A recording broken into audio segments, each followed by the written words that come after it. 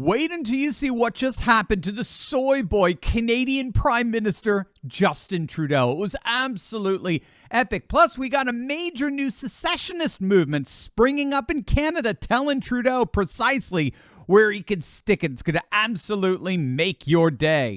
The G7 is meeting this week in Japan, and Justin Trudeau really stepped in it like he always seems to do. Here's Trudeau basically mansplaining human rights and democracy to the nationalist populist Italian Prime Minister Giorgia Meloni. Obviously, Canada is concerned about some of the positionings that Italy is taking in terms of the LGBT rights, but I look forward to talking with you about that. Because we're here at the G7 as an assembly of countries that are promoting the kinds of strong values and democratic principles that the world needs, and I always look forward to those conversations with you. Yes, you see, Prime Minister Meloni, being that you're a backwards conservative Catholic woman, Mussolini, all that stuff, let me explain to you what we do here at G7. You see, we're an assembly of countries that come together and promote the strong values, the far-left radical woke values that the world hates, but needs. So like you, Miss Meloni, they're too stupid to understand why they need these values to rule them.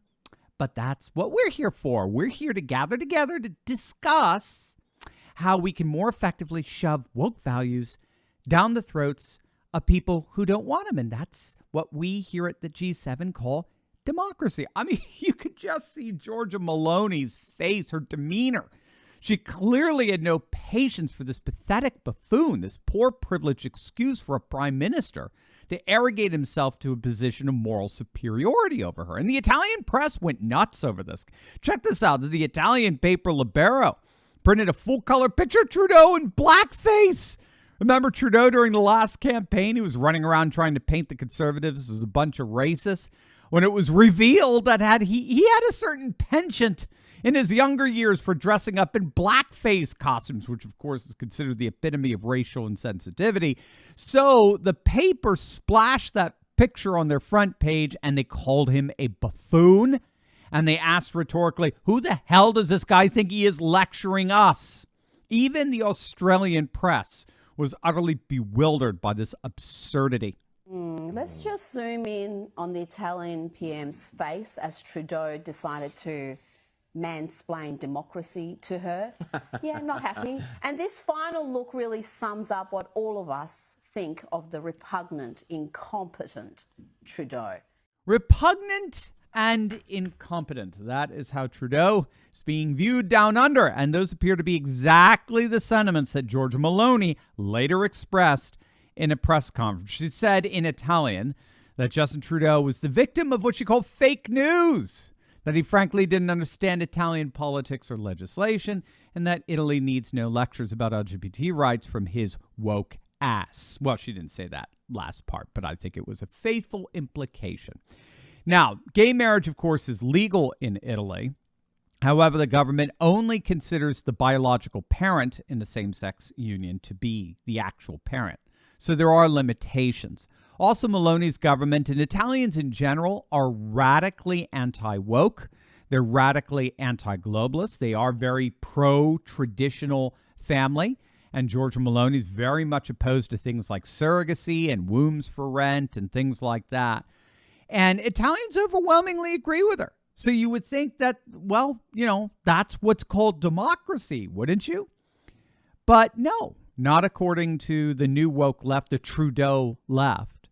Democracy is radically defined by these lunatics as no longer the voice of the people, but rather the voice of some people. Wokeness institutes a radical caste system of protected identities whose interests and concerns must, by definition, must be prioritized in every sphere of social, political, and economic life, because if they're not, then by definition, that society is unjust, it's immoral, it's bigoted, racist, homophobic, and the like.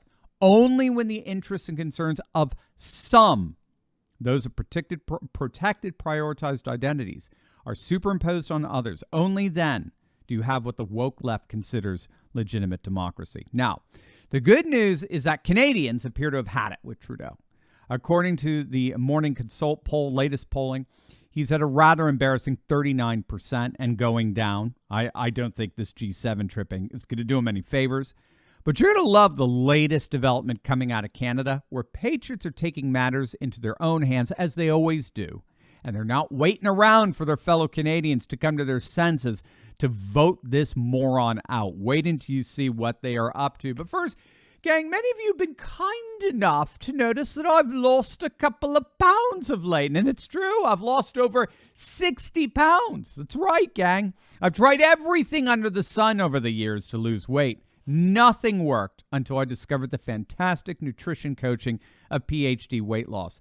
PhD Weight Loss is a 100% over-the-phone nutrition behavior coaching program that I simply cannot possibly recommend enough. I was able to eat delicious meals all while reaching my weight loss goals in record time, and it was one of the easiest things I've ever done.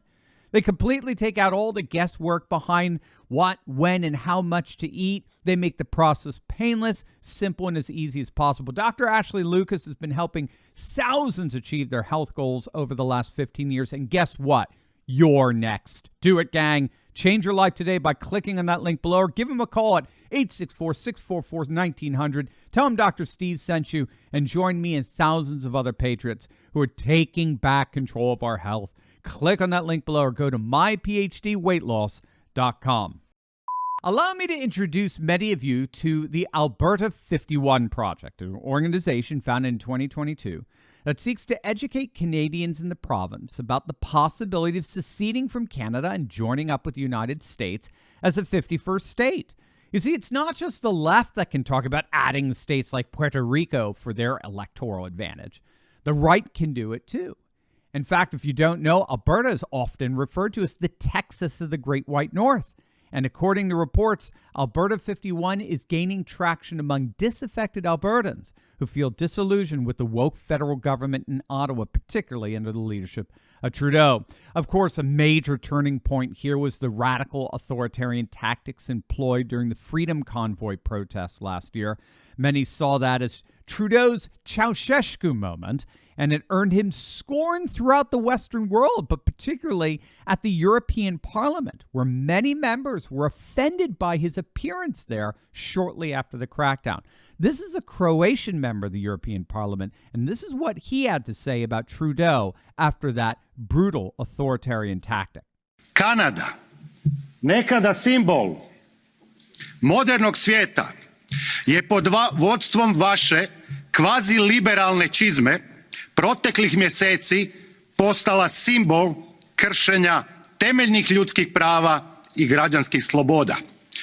Gledali smo kako konjima gaze žene, kako samohranim roditeljima blokirate bankovne račune, da ne mogu platiti djeci školovanje, da ne mogu platiti lijekove, da ne mogu platiti račune za struju i vodu, da ne mogu platiti rate kredita za svoje domove.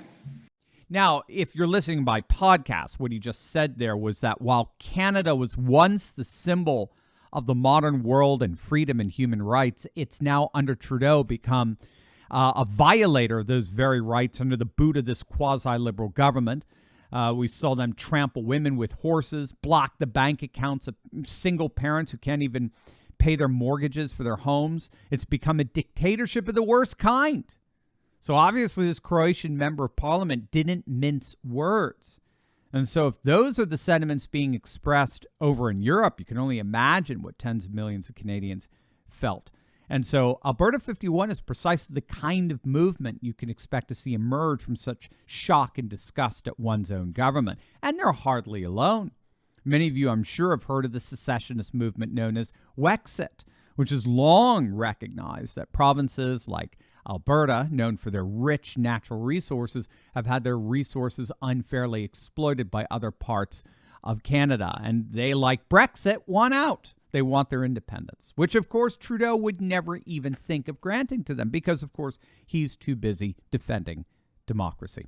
So obviously, we'll keep an eye on how things develop in the Great White North and give our full support to the great Canadian patriots who are fighting the good fight, defending faith, family, and freedom. As always, make sure to smack that bell and subscribe button. You'll definitely want to check out my latest video on the Arizona Senate banning electronic voting. You're not going to want to miss this, so make sure to click on that link, and I'll see you over there. God bless.